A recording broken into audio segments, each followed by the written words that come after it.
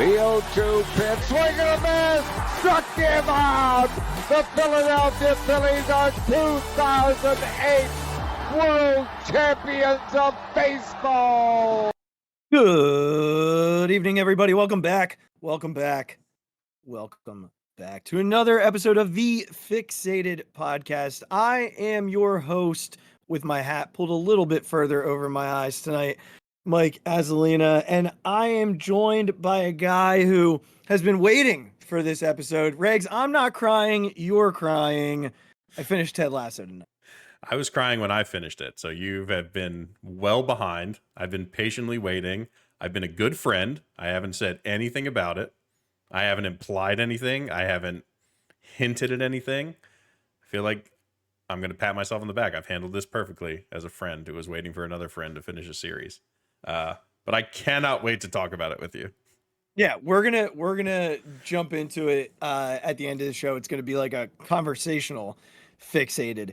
I do owe everybody who's watched this show and has not told me the ending or given me anything into the final season a major thank you, because we have been certainly behind the times in that way. But I rewatched it. I rewatched it this week. So just to be very fair and transparent, we also rewatched the whole thing. Yeah. Start to finish, which is part of the reason why we were far behind. One of the things that we talked about when season 3 came out was like, do we want to pick it up, or do we want to do the whole thing through? I'm really glad we did the whole thing through, because there were a lot of like Easter eggs in the final season that I don't know that I would have quite remembered had we gone right through. So certainly thank you to everybody who did not ruin it for me. It is really hard to say goodbye to like your favorite shows. You know, like we've been through this many times, like Entourage in college, and you know, Dexter when I got out of school, The Sopranos, The Wire, Friends when I was younger, right? Like How I Met Your Mother, The Office, all those shows, you know, that you love and that you watch from like start to finish. But Ted was different for me. We'll talk about why as we get into it, but that show was just different for me for so many reasons. It was just a hard goodbye, man. What a great show. Great show. But you know, we've got a lot to talk about tonight. One thing that I want to say, we didn't talk about this on the last show, and I feel like I owe the viewers this, is I gave up on the hair growing thing. That's right. We didn't talk about this. We didn't talk about it. How did we let that slide? I appreciated it. When I was listening to the episode back, I was like, you know what? We didn't get into the hair growing thing. Regs, I got to a point where I didn't like the in-between. Yeah. I didn't like it. I felt uncomfortable by it. So I was like, you know what? At some point, maybe when I don't have to travel or do trainings and I have 8 weeks to just let it be and, you know, not worry about it, we'll go for it. But like the in-between stage and going to do a training and having people look at me in that stage. Oh, well, please. First of all, I don't think you need to worry about that. And like, so what if your hair's in an in-between stage? Who cares? Who is worrying about it that much? Me. Okay, well then, obviously, that's the problem here. It is. I didn't like the way it looked, so I quit it. I quit. Listen, I am freshly buzzed as of tonight, so. I did it last Thursday night. Yeah. So I'll be due for one probably this weekend. I'll do it again. Yeah. I mean, you know, it's getting a little scruffy here. This is about the same length, so you know, go with the scruff. I mean, you gave it an effort. You gave it a shot. I did. I went. I think it was like 5 weeks. There you go. It was like 5 weeks, but I was told I needed another 3, and I was like, I don't have 3 more weeks because when that happens, I'm going to be somewhere in between California and Wichita, like somewhere in that realm. I don't know, maybe Vermont. I can't remember, but I'm going to be somewhere else where I don't want, you know, to get my hair cut. So we're just, for now, this is it, man. This is where we're at. This is where we're at. Shaving the head again. That's all right. So thank you for all of your support. Sorry that I let you down, everyone. I think they'll be fine. I think they will be too. I think they're going to be better off than I was this week with all of the stupid comments. You sent me a list. It was like the week of dumb comments in Philly sports. It's been the week of dumb comments. I somehow missed almost all of them. Yeah, when I sent them to Regs, he was like, "What comments?" Yeah. For all three. Yeah. For all three guys that we're about to talk about. So I had to like send him all the tweets. But they were all stupid. And and to the extent of you all know what you're doing. Yeah. You know what you're saying. One more than the other two. One, I truly believe he calls himself a troll, so absolutely. The other two, just dumb. Just not smart. So let's start with the one who knows what he's doing. It was Joel Embiid. And he was on some podcast. I don't know what. It wasn't Phixated. Lame. No, it was like a film festival. Is that what it was? Yeah. Okay. It wasn't even basketball related. Yeah, they asked him about winning championships and whatever, and he made the comment that he'd love to win a championship, whether it be in Philly or anywhere else. Now, Joe, here's the thing. We know that you're frustrated with the organization, which is hilarious to me because, like, Commander fans are so excited about the ownership group and that Josh Harris is their owner. That tells you how bad the ownership has been in Washington. We don't have to go into Dan Snyder of all people. I mean, the guy's a dirtbag. Yeah. Like, we know that. Yeah. But, like, Josh Harris being a step up tells you everything you Listen, when you're at the bottom, anything looks better. I mean, not to get political, but when right. I would have taken a stone with hair over Donald Trump as our president. So stone with Don's hair or just the hair? Either one. A stone would have been better. Well, needless to say, that's beside right. the point. That's right. It's just something that crossed my mind because the Sixers organization is a mess. It's every year. We don't even talk about basketball in the offseason. Yeah. So I want to hear where you go from this because I have a take.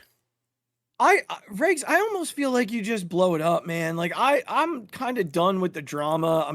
I'm done with Morey then like coming out and trolling on fans too. Like, stop. Like, stop. I'm frustrated. I'm annoyed. Like today, James Harden put something on his Instagram. He took the Sixers out of all of his profiles.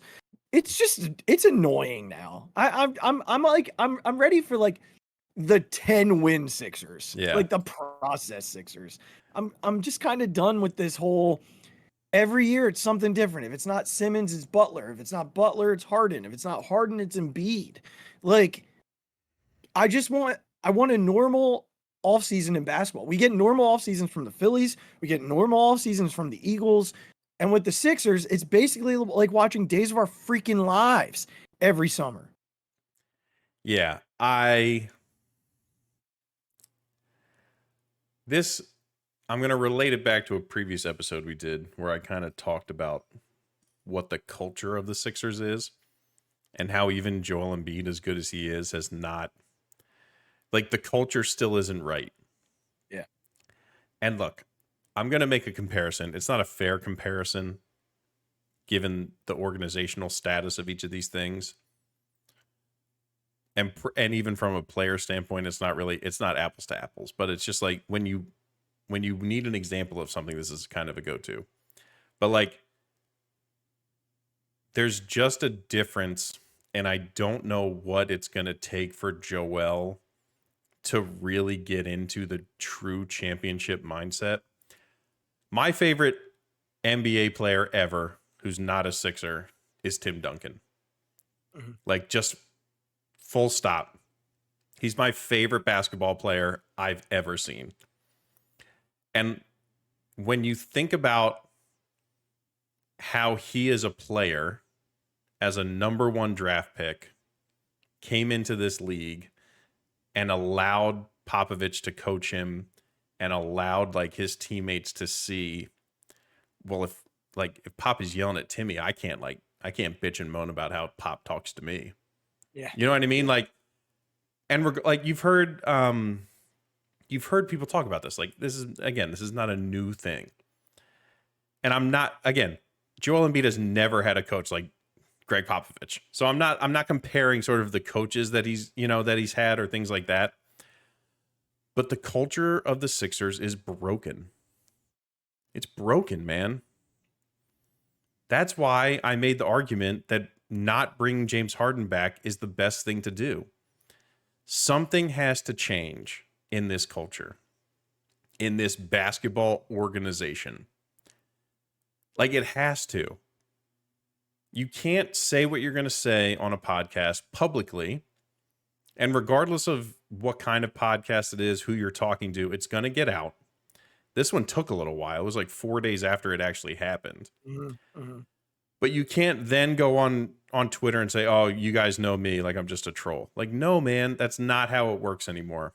You're not a 21-year-old kid coming out of college, like talking a bunch of stuff all the time. You're the MVP of the National Basketball Association. You say you want to win championships.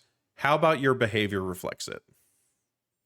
How about your attitude towards your team and the rest of the organization reflects it? How about your comments in the public reflect that? I understand that there's a very good chance Joel Embiid could be on a different team in the next 2 years. I understand that. Like, that's a very real possibility. And it's fine to say that. It's perfectly fine for him to say that out loud. There's absolutely nothing wrong with that. But to then kind of try and backtrack on it and be like, oh, I'm just a troll. Like, no, man. How about you just like be honest? Like, as the best player on the team, you're allowed to put a little pressure on the team to steer them in the direction of the winning that you want to happen. That's okay. But like this whole wishy-washy, like, oh, I'm still a troll even though I'm 30 years old. Like, oh, blah, don't take me seriously. Like, yeah, man, that's the reason you don't get out of the second round. It's the reason that your numbers in the playoffs are 15% worse than they are in the regular season. It's the reason why your assist to turnover ratio is so bad in the postseason. Like, I'm not sure what Joel has no leeway anymore. I understand that this city loves him, and he's one of the best basketball players we have ever seen come through this city. It's just flat out. But it's enough of this. It's enough. Like, how about you just put everyone in the right direction to achieve what you want to achieve? You haven't even made a conference finals. I get it. The MVP is a great accomplishment and things like that. Now it's over, man. You did it. No one's going to care if you never make a conference finals. No one's going to care that you won one MVP. No one. It will be a blip on your resume. Like, I think I'm over it. I'm waiting for what it's going to take for this organization and our supposed leader, for those listening on the podcast, I just put air quotes, like, for when he's going to actually realize what it takes to be a winner. Yeah, I also want to be fair from the standpoint of the organization hasn't done much to help him over the course of his career. And I think there's probably some frustration in that too. Like, you bring in an over-the-hill James Harden, you send away his best friend in Jimmy Butler. You try and sell him on Ben Simmons being the thing. He knew he wasn't the thing. For a while, the best addition to the roster was JJ Redick. Like, there's all of that too. But I agree with what you're saying at this point, systemically, culturally within the organization. This stuff just doesn't happen to the other teams, maybe aside from the Flyers, because they're a shit show. Well, yeah. But when you look at the Phillies organization, this doesn't happen top down. Like Middleton as a standard, there's a good culture, right? Dombrowski's a professional. There was some stuff that was happening with like the Klentak McPhail era that didn't go well. What did Middleton do? He said, forget this. I'm going to go and I'm going to get a guy who's going to come in and he's going to hold the reins all across the board. But also, and he did, from both sides. Like, Bryce Harper coming to this organization. Right. Like, they've done everything to put things around. Noted a change in how stuff was going to happen. There's been stuff. They told Bryce they'd put things around him. Middleton promised that, and they did. You look at the Eagles organization. Lori Roseman, that front office, they do everything the right way. I mean, Lori's always done it the right way. Always. And you see the way that they handle business. It's all culture. Yeah. That culture. And some of that is Nick Sirianni too. Some of that culture is Sirianni. Some of it was Doug, but it got away from Doug. It did get away from Doug. Yeah, but also like the thing is the teams that surround the Sixers have been in this same boat. Like the Eagles weren't a good team all the time. Right. But we had the Andy run, but like Lori and Roseman's goal never changed. No, and when Chip came along and started to change that culture, they figured it out, right? When Girardi, when it started to go really bad, right? It had to happen. But that's, again, after 11 years of not making the playoffs. Yeah. Like, so I understand that these things happen in franchises, but if you don't have anybody at the top pushing, like, this is what the standard is, this is an example of what this becomes. You can see it. It's like, just look at the arena to the right of the good ones, and it's a shit show, like, for both of the teams that play there. Similarly, you mentioned the 11 years the Phillies weren't competing. Yeah, it's the same thing to an extent that what the Sixers were doing. They weren't trying to win. So, that was like a purposeful losing culture in a sense. Like those guys were trying to win. They were putting out the effort, but the organization wasn't putting the resources into the team. They were trying to find the time to do it. The Bryce thing happened. And since then, it has been nonstop trying to win baseball games, be that team. And I don't feel like the Sixers have done that with Joe, and I don't know why that is. And certainly, it's led to this comment, the first of 3 really ridiculous comments this week. But he's the one that I actually blame the least of the 3 for his comment. I'm just over it with him. Me too. I said at the beginning, I'm over it too. I'm done with it. I'm also like not in the 100% you're an idiot category with him. I'm not in the you're an idiot category. I'm in the how about you show me what you want this team to be? How about you show? He only has so much control over that, and this is probably a bigger conversation. It's going to turn into that, but and we'll eventually do that. But like he's not writing the checks. He's not making the acquisitions. He's only able to do so much with what's on the court with him. And yes, I agree. He doesn't come up big in the moments. I get it. I totally do.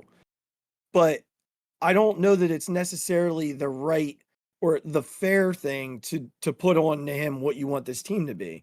Because I think we know what he wants the team to be. Yes. I think that there are other powers at play that aren't making it that team. That's very true. And look, it's tough to compare. We can stop talking about this after this, but it's like the Heat just went to the finals with 3 guys who didn't get drafted in the NBA draft. I understand, but that's because it's a culture thing. It's not, it doesn't matter who's on the court. It matters to an extent it does. Yes, it does. But like, look what just happened. It's 3 undrafted guys. But then Jimmy Butler is one of the best players in the league. Okay, but Joel Embiid just won an MVP. And that's fine, but Jimmy Butler can do things that Joel cannot do. That's a fair point.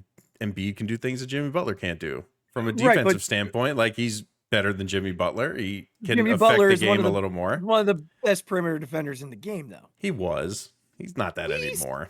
I mean, he's still able to do it. We saw it in the postseason. I get what you're saying, Riggs, and I'm not. Yeah. I think there's a larger conversation here. Yeah, but there's a definite balance between you got to have. Look, there are probably really bad teams that have good cultures, but they don't have talent. Like teams that are that are good teams or bad teams, not because they don't like each other, they don't get along, or that their culture of winning. It's just the talent's not there. Yeah, and then there are teams that have a ton of talent but shitty culture. Memphis Grizzlies. Correct. You get your best players carrying a gun around everywhere. So I think the argument can be made on both sides. And I don't know if either one is what is the truth. It's a combination of both. It's literally a both thing. Yeah. Yeah. All right. Let's jump to the other guy. Right. This is a guy who I do blame for his comments, and it's been this way since he's left. So I I don't get it. CJ Gardner-Johnson is like, what happened? This was a dude who, like, we were like, we got to bring him back. We love him. You're like, Chauncey, come back. Like, we were all about him returning to Philadelphia. He didn't get, we know the script, right? Like, they offered him something. He didn't want it. He left. He came back and was like, well, I'll come back for this. And they're like, well, we already used your money to bring back Bradbury. So we've moved on and we can give you this, but we can't give you that. And I'm sure there's probably more to this story. That's one side of it. But this dude comes out yesterday, he's playing video games, and someone asks him the question, like, what are your thoughts on Philly? Like, what's the worst part about Philly? He's like, the people. I effing hate them. I effing hate all of them. What did we do? What did we do? I don't know. This is a guy whose car was stolen after a game, or the day after a game. He woke up and his car was gone. And all of Philadelphia is out looking for this dude's car. Everybody. Again, like, this is a guy, it's not easy to come to Philly and immediately be loved. Right. By the entire He really was, though. Like, we all bought in immediately. There was never, like, no one said a bad word about this guy. Yeah. I think this is a case of he tried to bet on his value. He got it wrong. So now he's taking out his sort of anger at the larger universe on us specifically, because we were the last ones there, essentially. You know what I mean? Like, we were the last ones that he can seek out to be mad at, because he's truly mad at himself. He's mad at how he handled the situation, because he could have had the money he wanted. Mm-hmm. And he thought he could get more. He realized very quickly he couldn't. And the Eagles as an organization were like, well, why would we wait around? We have other priorities that we need to handle. So if you're like, good for you, go get your money, man. Go nuts. But like, if you come back hat in hand, what do you expect from us? Like, what do you expect us to do? I'm so confused. I'm just not. Yeah. It's one of the more baffling Philly athletes. We've had a lot of weird athletes come through the city. A lot of guys who have done some weird things, said some weird things, came and left with weird things. Guys who have been disliked but don't say anything on the way out. They keep their mouth shut. Guys who have been disliked and say too much on the way out. Yeah. One's about to be a Hall of Famer. He sure is. Unbelievable. It's certainly one of those, enigma type of situations where I look at it and I look at him and I think to myself, what is it that you really thought about this city? Because if you got the money, you wouldn't be saying no, of course you wouldn't. So you're saying it now, but if you had gotten the money and stayed here, you'd love us. Yeah, of course you would. You'd love us. You loved us when you were here. There was no disdain at all. There are just some people who look to blame anyone but themselves. Yeah. And that's clearly what this guy is. He's a guy who looks to blame anyone else for his own bad decisions. What a weird. It is what it is. What a weird guy. When you sent it to me, it's shocking in the fact that why say that? Like, what was the reason? It's like you said, what did we as fans ever do to you? Yeah. To like show you that we didn't like you. Just don't answer the question. By all accounts, you could say, oh, I didn't like that my car got stolen. Maybe just say that and move on. Yeah. Yeah. So it's a classic. This is a guy who never blames himself for anything.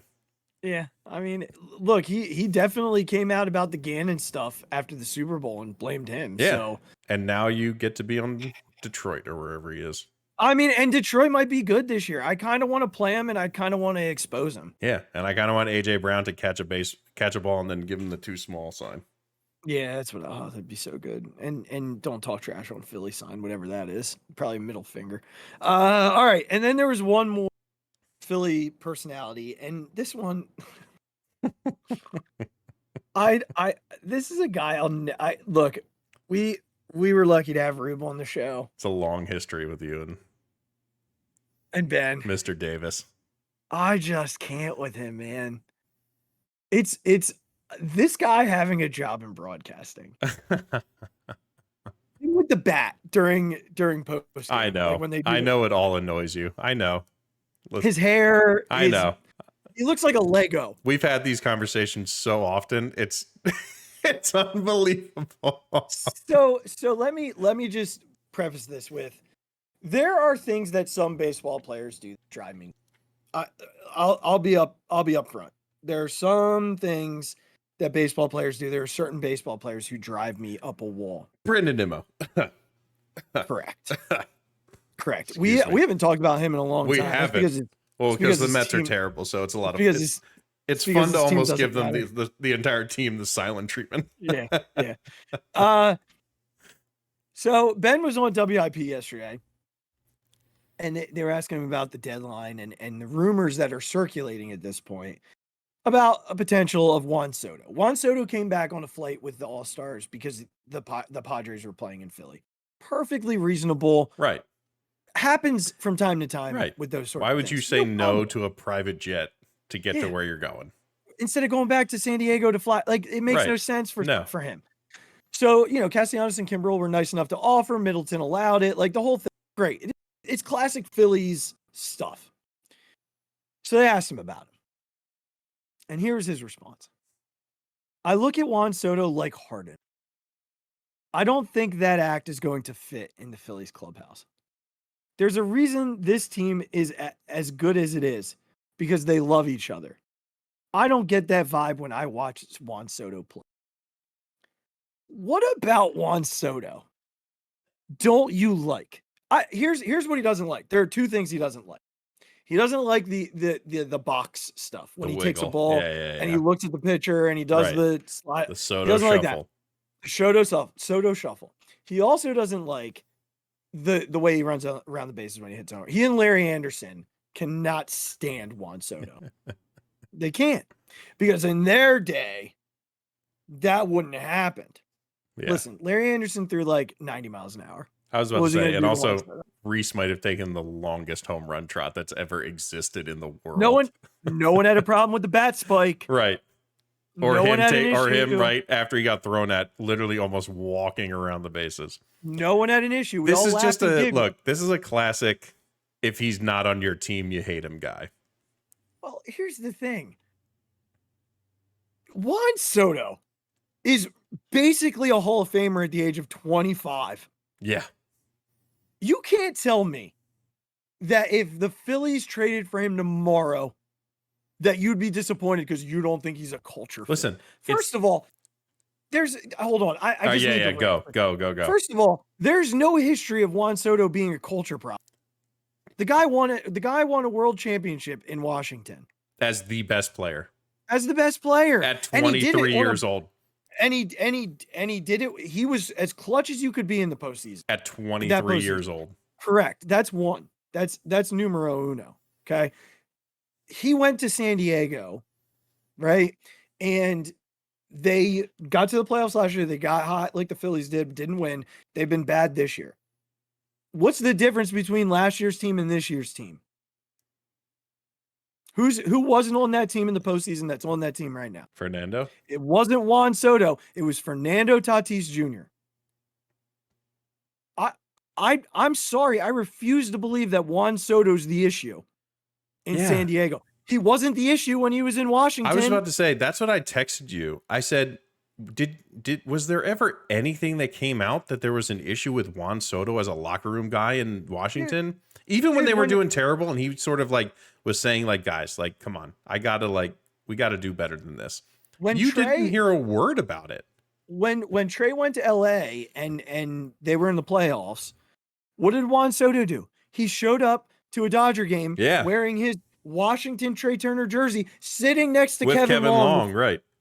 If he was a problem, Kevin Long's probably not traveling across the country with him to watch a playoff game. But and also I live in Maryland. Like, I'm close enough to DC that if Juan Soto like locker room and culture issues is a thing, like I would have heard about it. Like we would have seen these things come out. Yeah. You never saw anything about Juan Soto being a culture issue. It's not a thing. Listen, I understand. I relate it to the fact that I hate Ronald Acuna Jr. He is my least favorite baseball player in the entire world. He's so good. If they got Ronald Acuna Jr. right now, I would buy my first ever Phillies jersey. I've never owned an actual jersey. I would go get one because that dude is so freaking good. Like I've said this on previous pods. My children's favorite player is Bryce Harper. Yeah. If you had told me this 12 years ago, I would have said, how about you go fuck yourself that they're rooting for Bryce Harper? Because no child of mine was going to root for Bryce Harper while he's on the Nationals.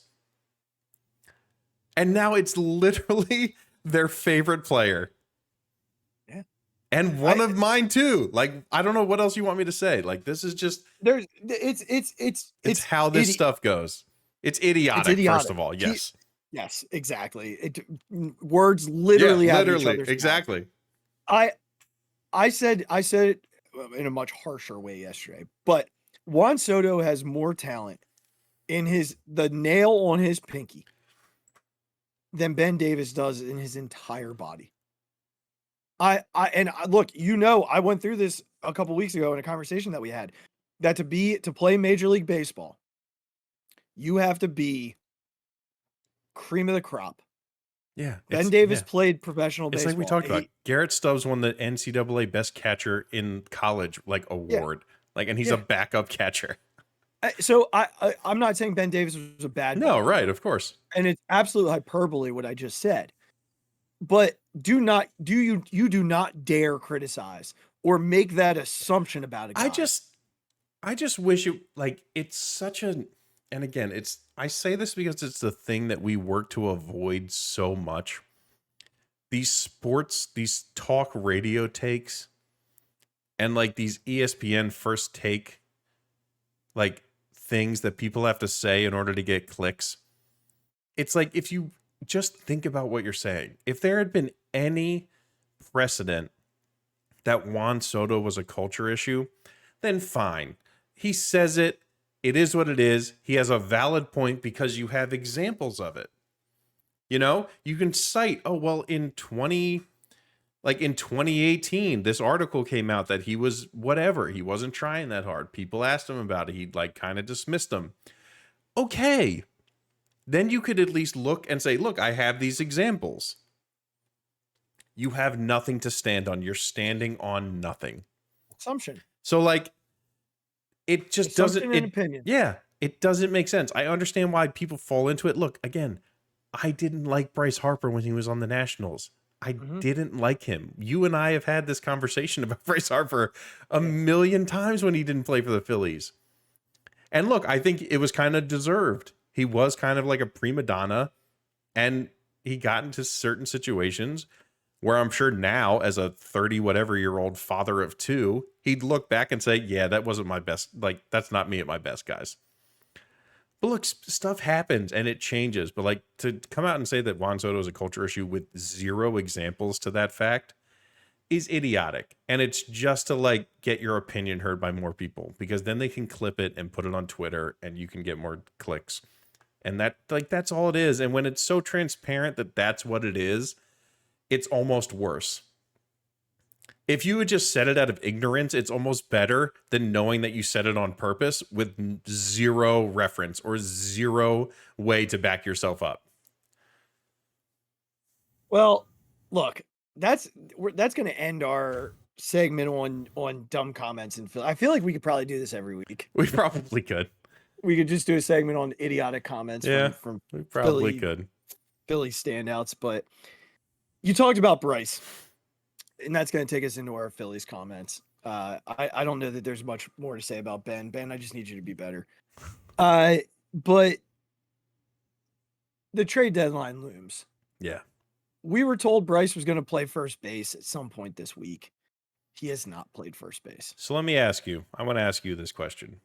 Topper came out and said it was essentially, he said, it was me who decided that he wasn't going to play the series because I didn't think he had gotten enough reps over the weekend. Where do you stand on this? Do you think it was honestly Topper making a decision, or do you think Bryce came to him and said, look, man, I'm not ready yet? I think I think either one is likely. I could see either one of those two things happening. I think the likelier is Topper's protecting him. Yes. I do believe Bryce is sick. He hasn't looked good. Gelb said he had a 101 fever. Yeah, he looked awful yesterday and today. Mm-hmm. He did not look good. He looked sick. I'm not sure why he was playing, honestly. I just think he wants to be out there right now. Yeah. And it, we know what it takes to get Bryce off the field. Yeah.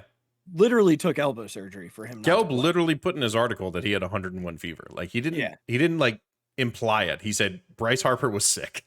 Yeah. So to me, Bryce probably showed up at the field, hit in the game, and went home. Yeah. There was probably no pregame work. That's also why no one talked to him after his weird at bat. Yeah. He just went home. Because he went home. Yeah.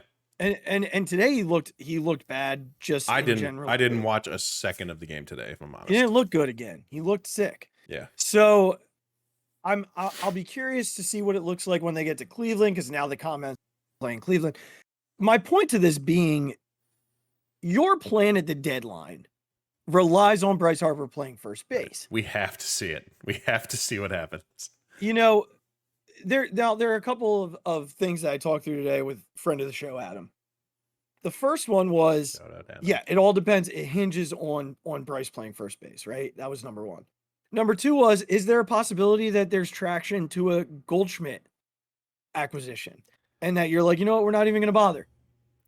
The third option is that you're not worried about it because in the back pocket, you could go trade for Cody Bellinger, who can play first or left. And whenever Bryce can figure out if he plays first base, he figures out if he can play first base. But you have Cody who can do both. Yeah. So I think the likeliest of all of it is that Bryce was truly sick. Yeah, and you're not going to throw him out there at his first time at a position while he's not feeling good. And they do want to go get a left. They do want to go get a left fielder. Yes. They want Schwarber off the field. Yeah, they want he has him. To be. Want him off his feet. So I am hoping this weekend we see Bryce. At this point, you'd assume Bryce is probably getting 4 to 5 games at first base. The deadline is August 1st. Yeah, I think they're going to go every other day. Right. So that gives you, if he plays tomorrow, Friday, Sunday, are they off Monday? That's a good question. I will look. Because that will also make a difference. Pulling it up. Me too. No, I should know. I'm going on Monday. Oh, well, there you go. There it is. So Friday, Sunday, Tuesday, then they're off Thursday, Friday, Sunday. So that's 5 games that he can play first base before the deadline. If they go that route, if they go every other day. They could also do it where the day off is the day off and do it Saturday, Tuesday, or Saturday, Monday, Wednesday, Friday, Sunday, and do 5 days there too. So they can make it happen, and they're going to have to, because it is all about this plan. Yeah.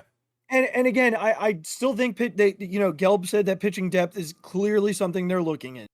So I think a Syndergaard type of acquisition is likely. People were losing it yesterday with Sanchez's outing. I thought Sanchez was fine if it weren't for the freaking error. He only gave up 3 runs, and 2 of them were unearned. Right. Again, it was one of those it was one of those things where it looks worse than it is. Yeah. But someone was like, "Well, you can't give up the double after the air." But he wasn't sharp, is what it came down to. He didn't look great. But look, Taiwan gave up 4 today. Yeah, one bad inning, right? One bad pitch to Yelich, right? Turns it into, again, the offense did nothing, but Corbin Burns decided to turn into his usual self after being bad against awesome. us. Oh my God, he's so good though. And look, he is. That's true, but it's like this. You had to win these first 2 games. You had to. Yeah, you had plenty of chances. And again, we can go into a million. We can go into a million different things about why, but yeah, back to the Bryce thing. There's not much more to say about it other than we we need him to play Just first know base. that they absolutely they want him to play first so they understand what they have and they can make a decision. He's going to play first base this weekend. Like, it's going to happen. Has to. He has Yeah. to. But everyone understands it. There's no disconnect. There's no like in between thoughts here. Like, everyone from Dombrowski to Harper is on the same page. It's really just unfortunate that he was sick. Yeah. And could not like, do the work necessary. It happens. Yeah. They're going to have to adjust. They've had to adjust all season. Right. And look, this team hasn't been at its best since Rhys Hoskins got hurt. Yeah. That's how it's been all season. Derek Hall was sent down after the game. Thank God. Because Jesus Christ. Which is likely to mean that Bryce is playing first this weekend. Right. I'm curious to see who comes up though, because they could do one of two things. It could be Cody Clemens, who didn't play tonight for Lehigh Valley, or you can bring up Jake Cave because he played first tonight. Cave. Oh, okay. And that way you could have him, a little bit of first, a little bit of left. Yeah. And I mean, and at this Schwarber point, could with how DH. he's hitting, you might as well. Well, and you get Schwarber off his feet right away. Right. Exactly. Might as well until the time comes and see what happens. So, yeah, we're not going to go too much into the deadline because we're going to do the deadline show next week. So hang with us till next Thursday. We'll do the deadline, like our predictions. Yeah. We'll have a better vibe of where they're at and it's viable to get a left fielder. It also helps them in the off season with their plan, because if Bryce can play first base, then you can say, all right, well, we can either get a first baseman or we can get a left fielder. Yeah. Like, we're not tied to one or the other because Bryce can do either. Right. So they're in a good spot. As long as he can do it and wants to do it long term. I think he will want to, because it's going to help the arm. That's what I mean. But, I've seen that in other places, like asking if this is something that Bryce really wants to do. He brought it to them. Yeah. Like, I don't think and again, this is all predicated on the elbow surgery. So like, and someone had an article talking to someone who played for the Phillies and gone from outfield to first base, and like asking him about the transition. He's like, look, the throws I made from first base never came close to the throws I had to make in the outfield compared to how my arm would hurt. He's like, that's the difference. No throw ever came close to the throws I would have to make in the outfield. Yeah. So yeah. Bryce is a smart guy. He understands how, and he loves playing the field. Like, that's the thing that people have to realize. Bryce Harper doesn't want to be a DH until he absolutely has to be. Wants to be in the field. Yeah. So like those guys. but like, that's the difference. Kyle Schwarber at his age and his has to be off his feet. Bryce Harper feels more engaged when he's on the field and he's playing every single play. So I think I don't know. think Harp might be older than Kyle. There's no way. I think he might be. I'm looking this up. That's unless maybe Kyle. If you're right, that's unbelievable. No, I think Kyle's 32. Bryce Harper is 30. I want to say that Kyle might be. If not, he's 32. Maybe he's 32. Maybe I'm confused. Son of a bitch. Kyle Schwarber is 30. Yeah. Is that true? Yeah, I think he's younger, dude. I'm pretty sure he's younger. Yeah. March 5th. Hold on. I'm looking. No, we're not getting off of this. All right. Here. March 5th. Is that Schwarber? Yeah. October 16th. All right. Bryce is younger. Yeah. By like 6 months. Yeah. Yes. Yeah. Kyle Schwarber looks like he's older than us. No. It's not. That's absurd. Yeah, so it's really not. It's not. It's just. I just think Kyle's hurt, and he's he's had knee issues. He's had all those things. Like, he's been banged up. But look, he's a guy who his entire life has been destined to be a DH. Yeah, like, he's never been great in the field. It's just never been a thing. Bryce Harper has been a pretty good right fielder. Yeah, for most of his time in the big league. So like, he's a guy who had to shift his career as a catcher. But and self-admittedly is more focused when he's in on every play. Like, that's just how he works. Yep. Well, I can't wait to see it, by the way. I'm so excited to see what happens. I want to see him at first too. I hope it's tomorrow night. I'm going to be all settled in. I'm just so intrigued with what's going to happen. buckled in for it, ready to rock. Yeah. Little Bryce Harper at first base night. Yeah. That we had a draft recently, Rags. We didn't talk about last week. We sure did. We're gonna run through it real quickly and just give a couple of thoughts and go from there. This was a risky draft, very typical Brian Barber. No real guys that make me say, "Oh yeah," outside of Aiden. Aiden Miller was. I couldn't believe he was still there at 17. Yeah. Or 27, sorry. 17, 27. I can't remember where we picked. 17, I think. I'd have to look again. I don't remember. No, it was in the 20s. 27 then. Yeah, it was 27. Yeah. Shocked that he was still there. He was like picked as a top 10 prospect all across the board. But outside of him, like everybody else is very much, there's a lot of tools and hopefully we can develop them because if you can, there's some really intriguing names in this group. If you can't, then, we're going to be right back to where we were. But Aiden Miller, third baseman, again, was top 10 on most people's boards. Huge power. I mean, just a ton of power for a kid coming out of high school. Did you see the videos of him at the field? Yeah. Putting balls into the bullpen. Yeah. Unbelievable. But look, again, I think the thing there is, right, he broke his hand during his senior year. Yeah. And that's what kind of dropped him overall. It's like this guy was a top 10 pick. Yeah. And plenty of time to. Yeah. He was like literally the MVP of the USA baseball. He's for the team he played on. The strength is unbelievable. Yeah. For his age. It's hard though to project a guy who basically like played his senior season again or like played it a year older. Like it's hard. Yeah, to he is an that. older high school player. Yep. So it's hard to project, what that's going to look like. I will say they're in a good spot to have him, whether it's an Arenado deal and you get Arenado for 5 years or you have Bohm for the next 5. Like he's got plenty of time to develop. Oh yeah. It's not going to be. There's no rush to like. There's no rush for Aiden Miller. So, but also I think I heard Fold on either MLB Network or another interview. It might have been one of the on decks that he's like, look, we think this kid's really, really good.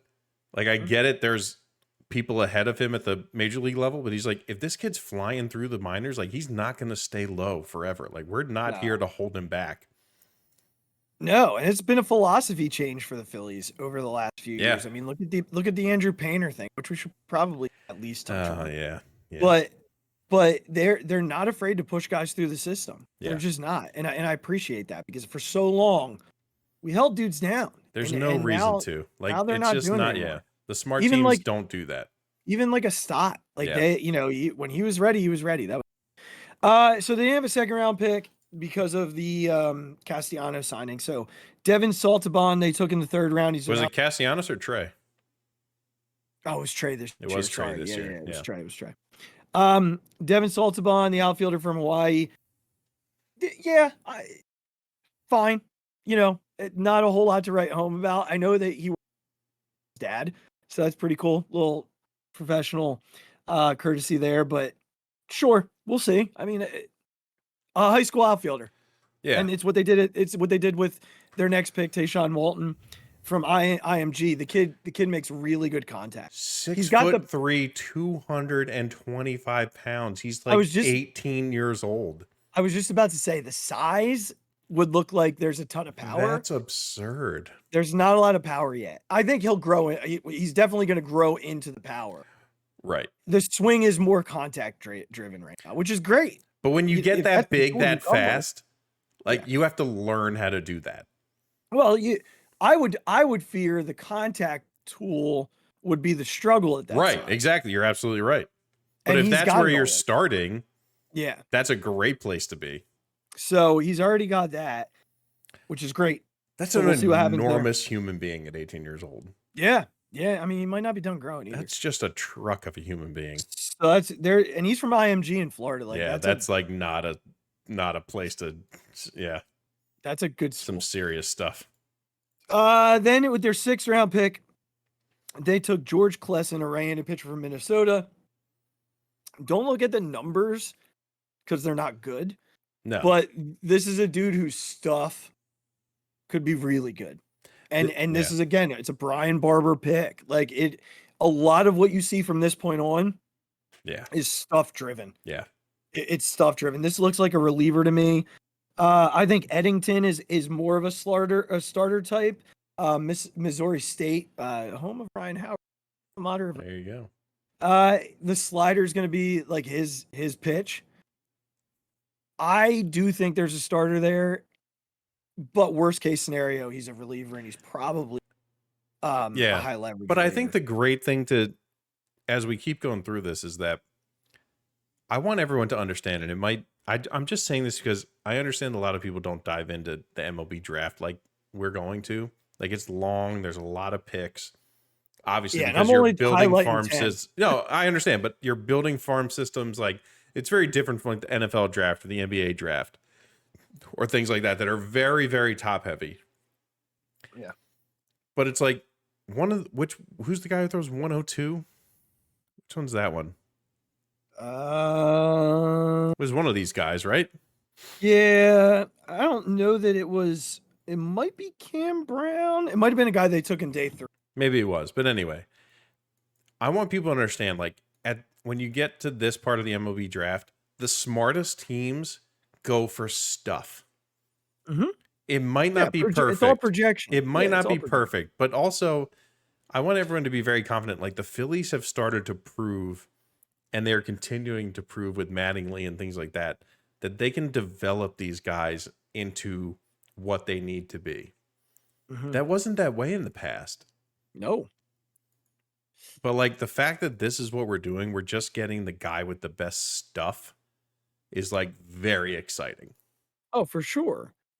I was looking as you were talking to see if I could find the guy. Was it Beckel? Kid from TCU, maybe? I'm looking. Hold on. Or it was Marty Gare from Florida Southwestern. He throws 100. Yeah. I don't know who else it would have been, unless I'm missing somebody.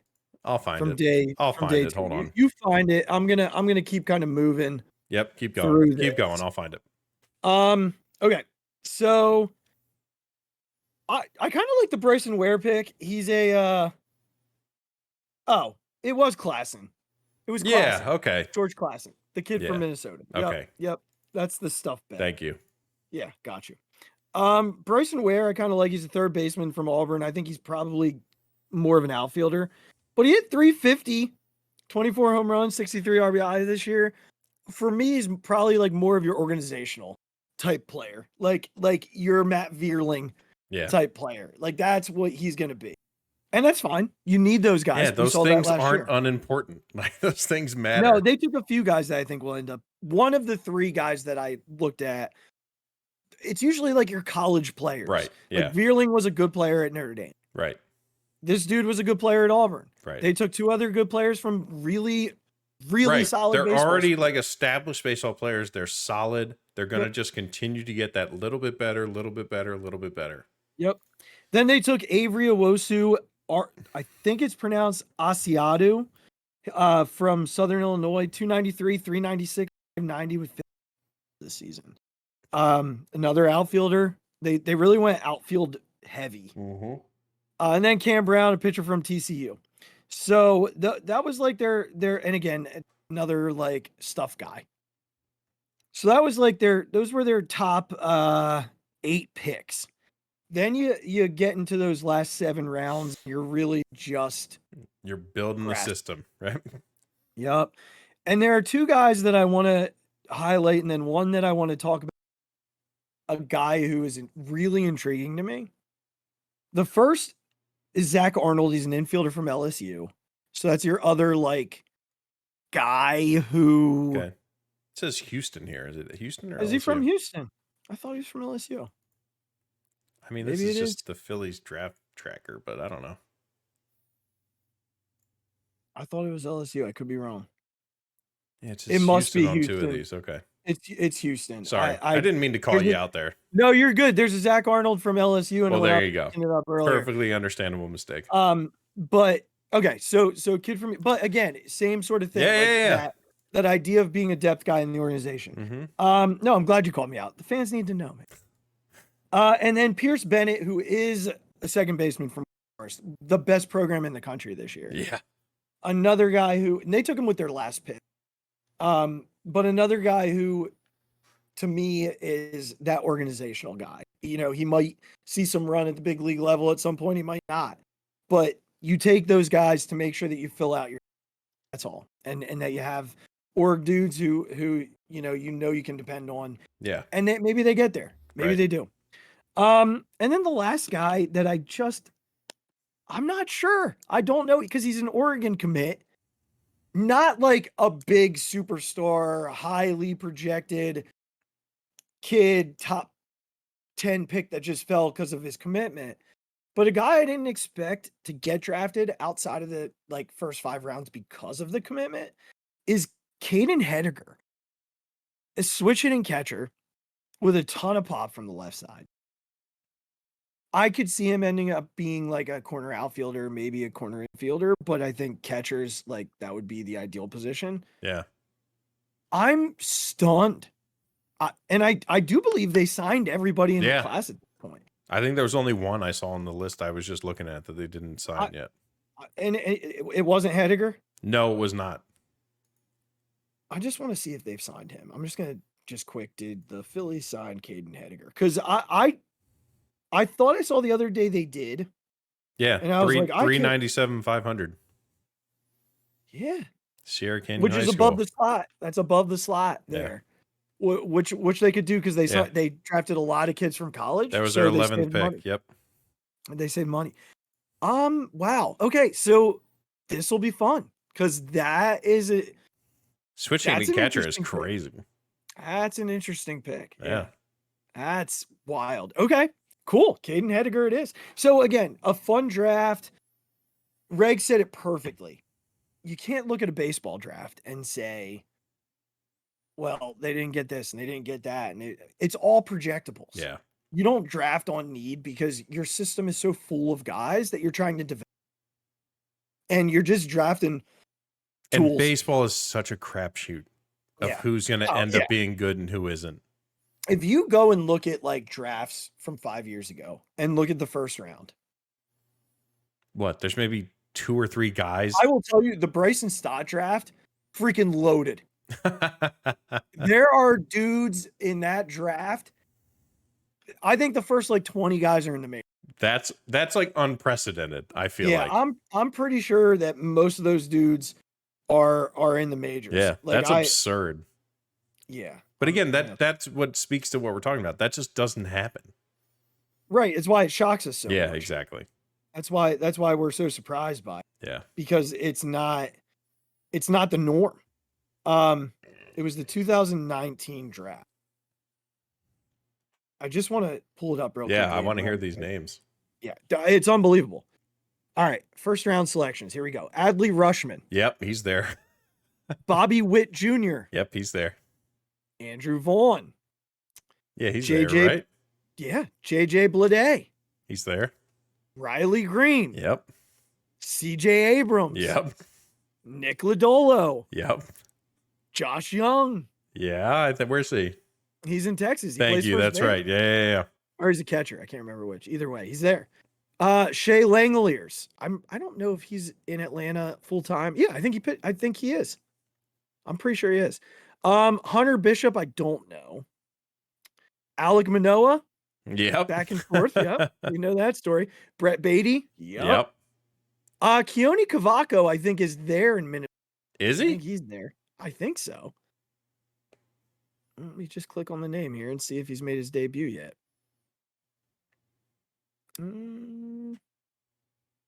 Oh, you know what it did? It took me to that draft. Oh.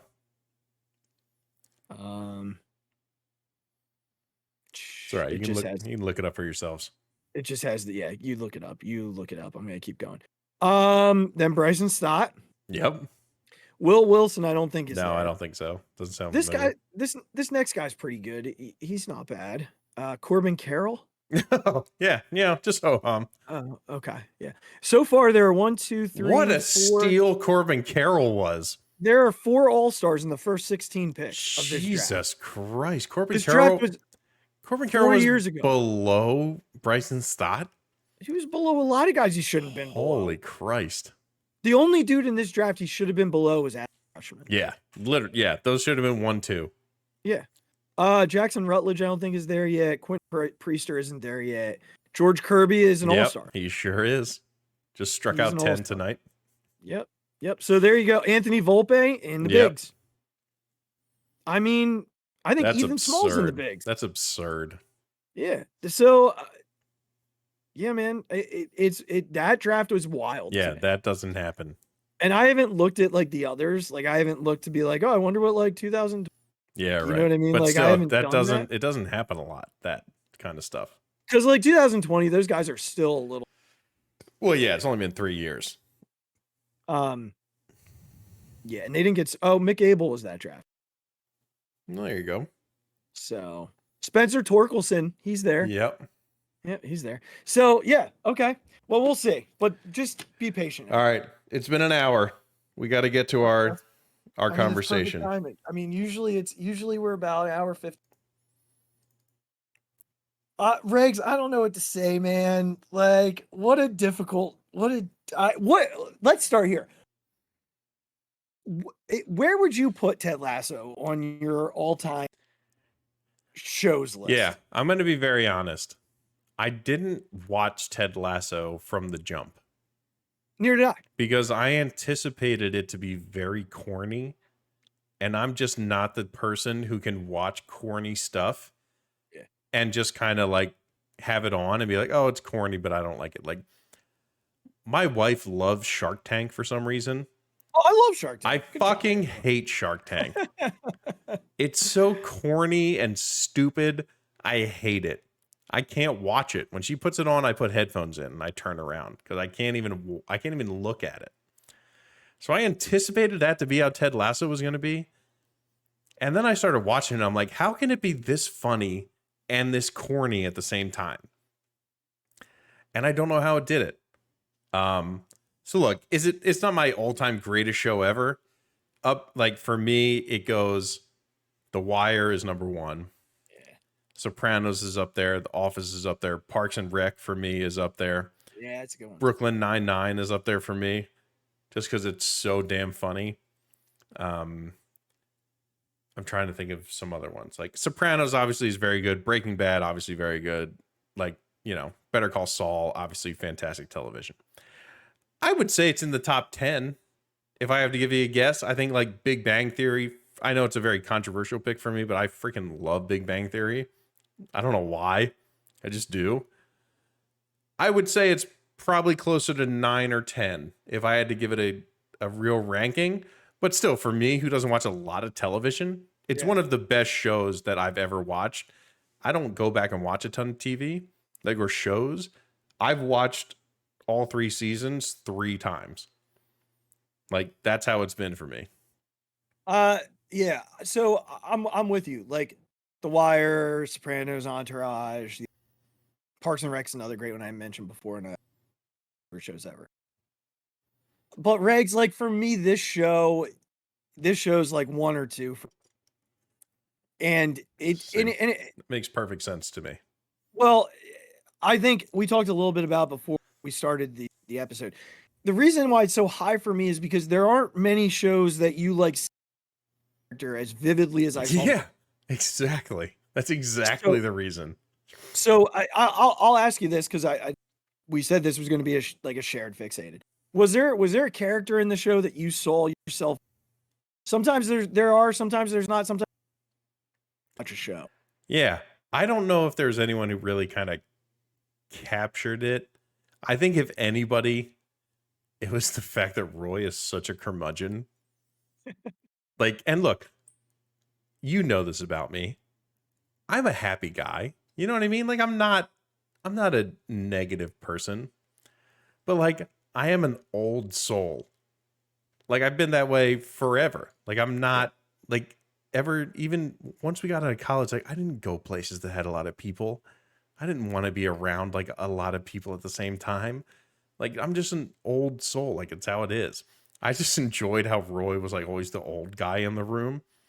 And like one of the first episodes, where he goes and like headbutts one of the guys in the club. He's like, I'm not sure who I just nutted right there, but because I don't see so well at night. But that goes for all of you. Like that was just, I loved Roy so much. In I the thought it was, nightclub, yeah, I thought it was so good. Yeah. Well, yeah, he's one. Our friend Eric Kopp loves him. Yeah. Loves him. I love Roy too. Roy has one of my favorite lines in the entire series when they go on the double date. Yeah. And afterward, he walks up to her and he goes, "No, Yeah. don't you dare settle for fun." Right. I actually ordered a T-shirt not long ago. It should be coming soon. That has that on. It's actually a picture of Roy Kent. And That's it says, "Don't you dare settle for hilarious. fun." Because I think that line is great, and I think it fits into so many pieces of life. Yeah. Not just relationships, but so many things. Yeah. And that's what I feel like this whole show did.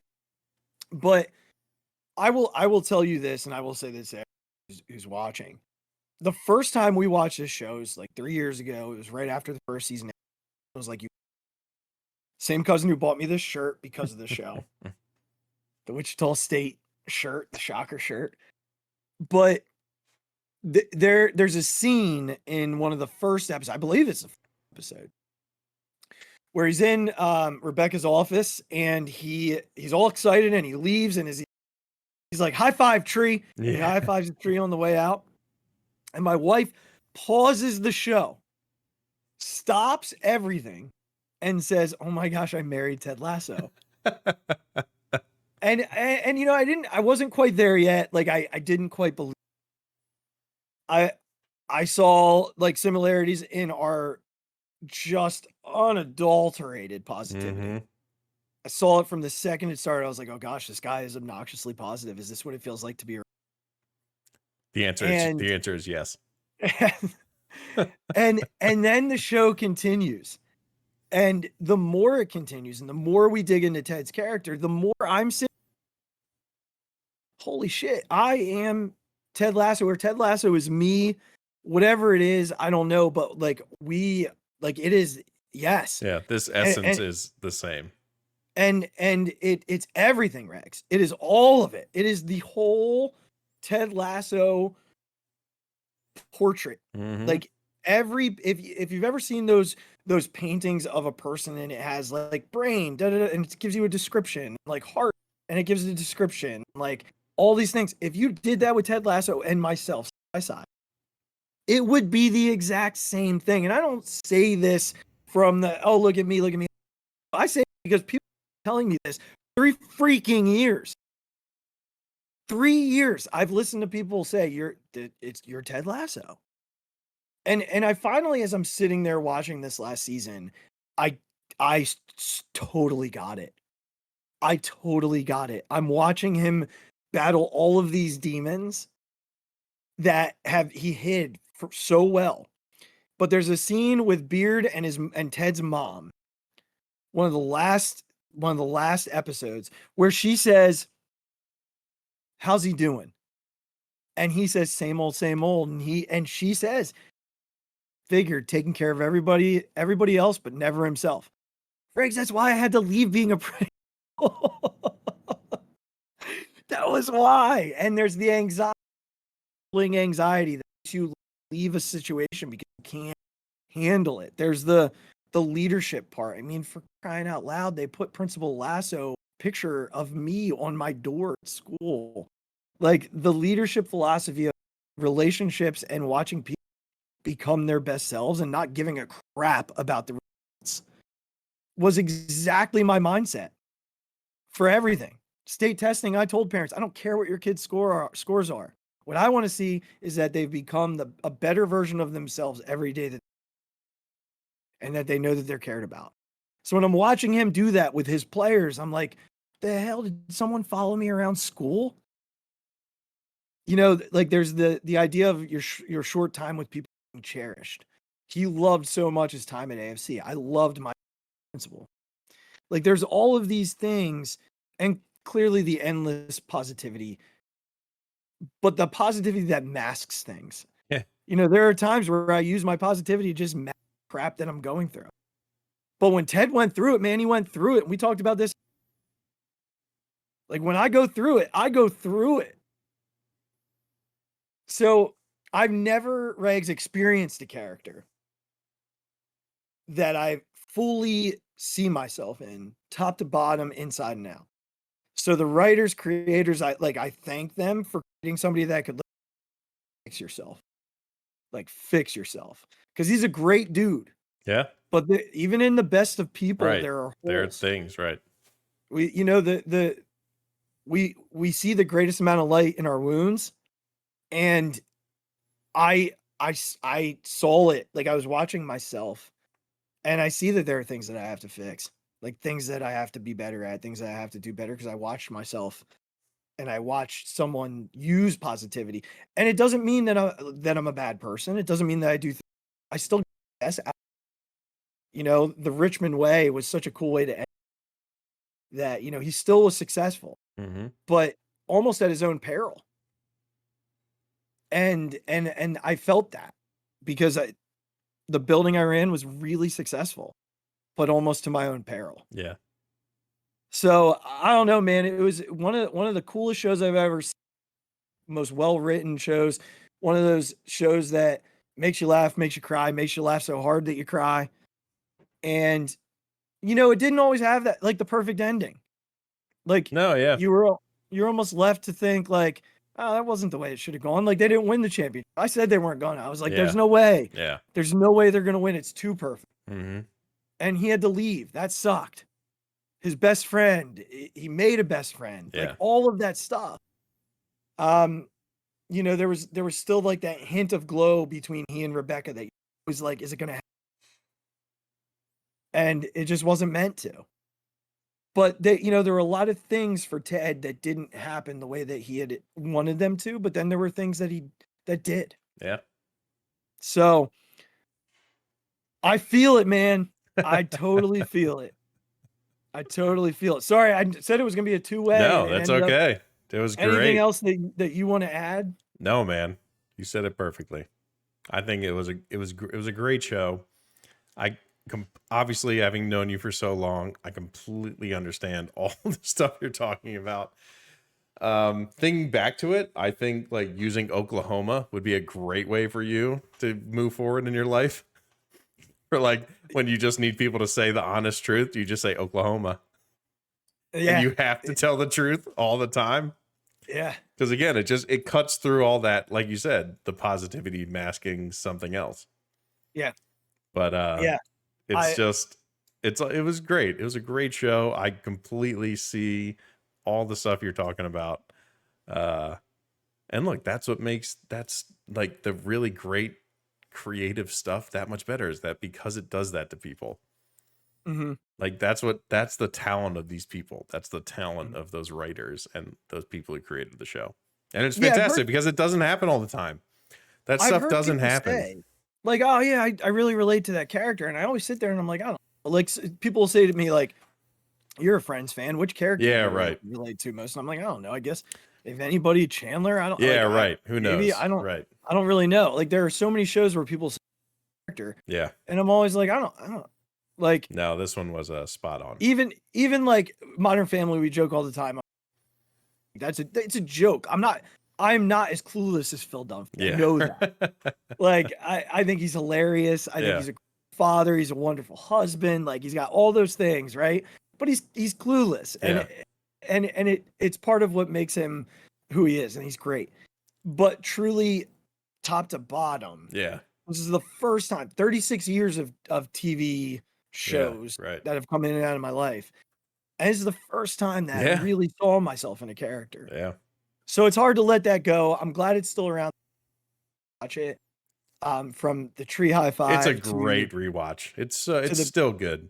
Yeah, to the Be a Goldfish, to the Believe, all of it. Every part of it will forever be something that I relate to. It's and fantastic. Take with me. All of it. So yeah, thanks Ted and all the creators and writers and all of it. Good work by all of you.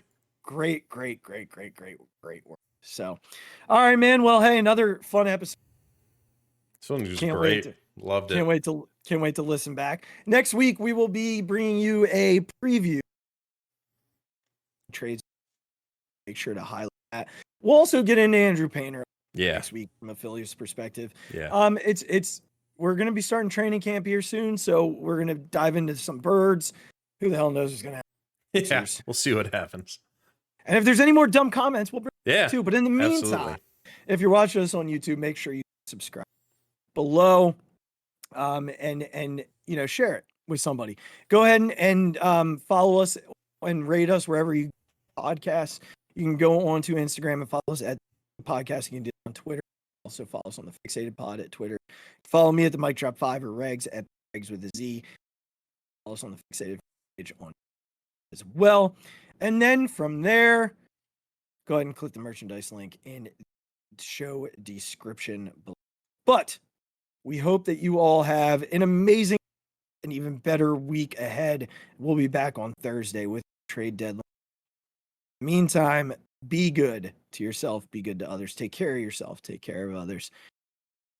Go Phils, and thank you, Ted Lasso. We love you, Ted. Oh my God! Deep to right field, way up there and way out of here.